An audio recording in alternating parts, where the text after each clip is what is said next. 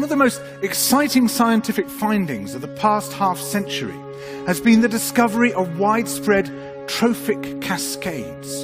A trophic cascade is an ecological process which starts at the top of the food chain and tumbles all the way down to the bottom.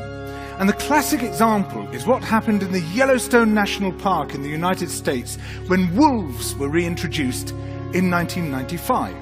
Now, we all know that wolves kill various species of animals, but perhaps we're slightly less aware that they give life to many others.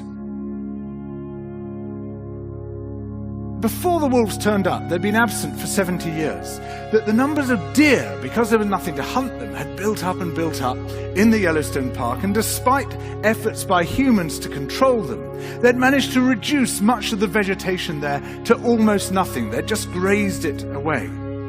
But as soon as the wolves arrived, even though they were few in number, they started to have the most remarkable effects.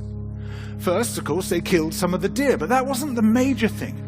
Much more significantly, they radically changed the behavior of the deer.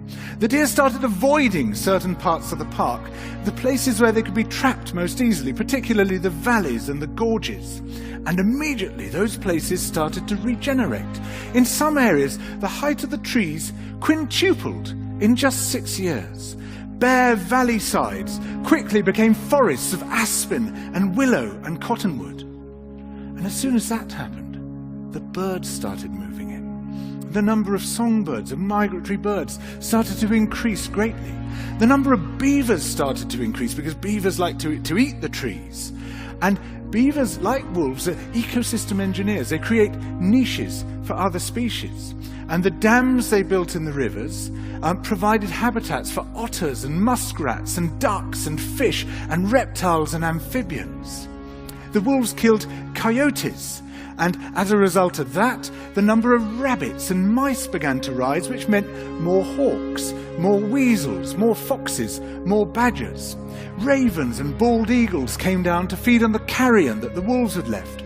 Bears fed on it too, and their population began to rise as well, partly also because there were more berries growing on the regenerating shrubs. And the bears reinforced the impact of the wolves by killing some of the calves of the deer. But here's where it gets really interesting. The wolves changed the behavior of the rivers.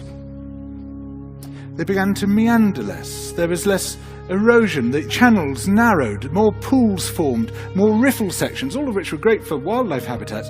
The rivers changed in response to the wolves.